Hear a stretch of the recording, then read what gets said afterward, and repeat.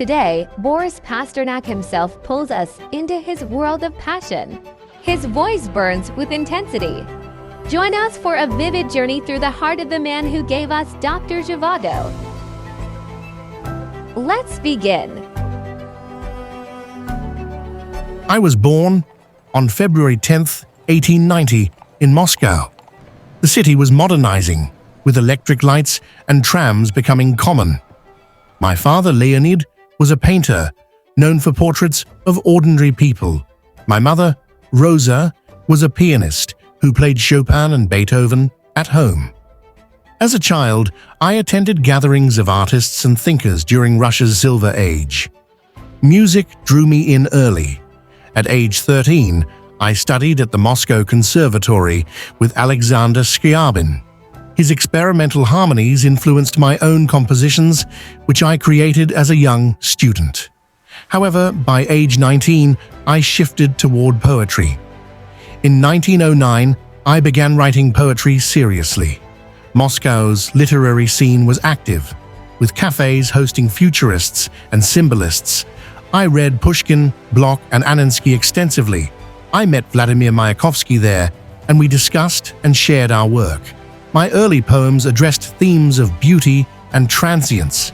For example, in February 1912, I described a winter scene.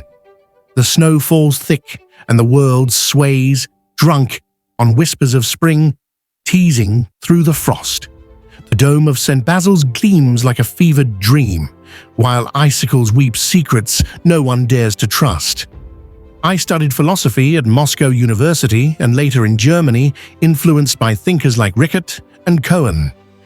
These ideas shaped my views on freedom and existence, though I found them less compelling than poetry. I returned to Russia in 1914 as World War I began, and continued writing. The war inspired poems about loss and disillusionment. The 1917 Bolshevik Revolution marked a turning point. I observed the end of the old regime and the rise of the new one.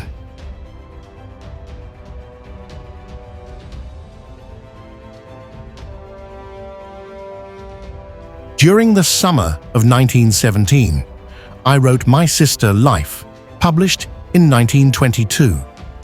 In the 1920s and 1930s, I supported myself through translations of Shakespeare and Goethe while continuing to write verse.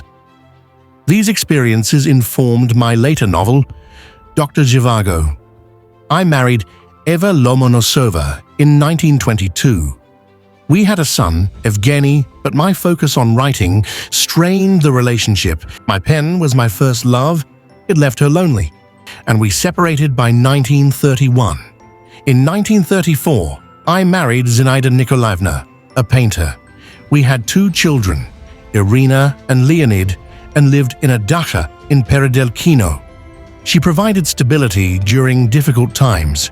In 1946, I met Olga Ivinskaya at the journal Novy Mir, where she worked as an editor. Our relationship developed over the next years. She influenced the character of Lara in Doctor Zhivago. "You are part of me now," I wrote to her, "as the roots are to the tree, unseen but vital." In 1949, she was arrested by the secret police and sentenced to 2 years in a labor camp, partly due to my associations.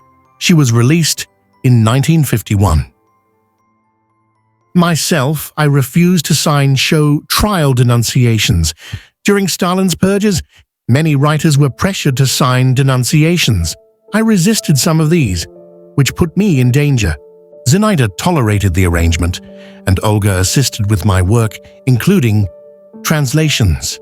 I began Doctor Zhivago in the 1930s, working on it through World War II and the Stalin era. The protagonist, Yuri Zhivago, is a doctor and poet navigating the 1905 and 1917 revolutions, the Civil War, and the early Soviet period. The novel emphasizes individual experience over ideology.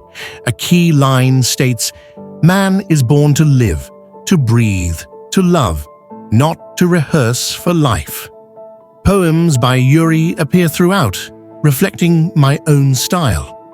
I completed the manuscript in 1955 and submitted it for publication, but it was rejected as anti-Soviet.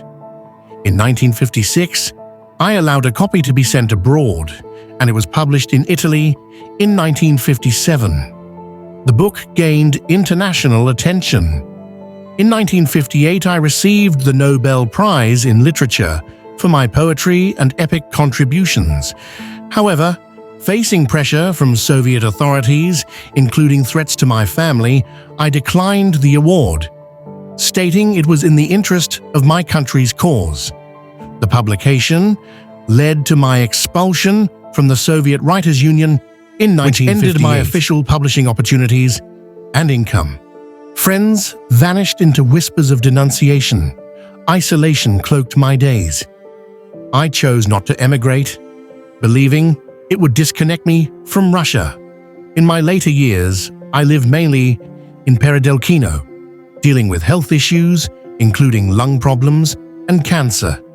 I continued writing, producing works like When the Weather Clears, 1959, and a poem about the Nobel Prize, I Am Lost Like a Beast in a Trap.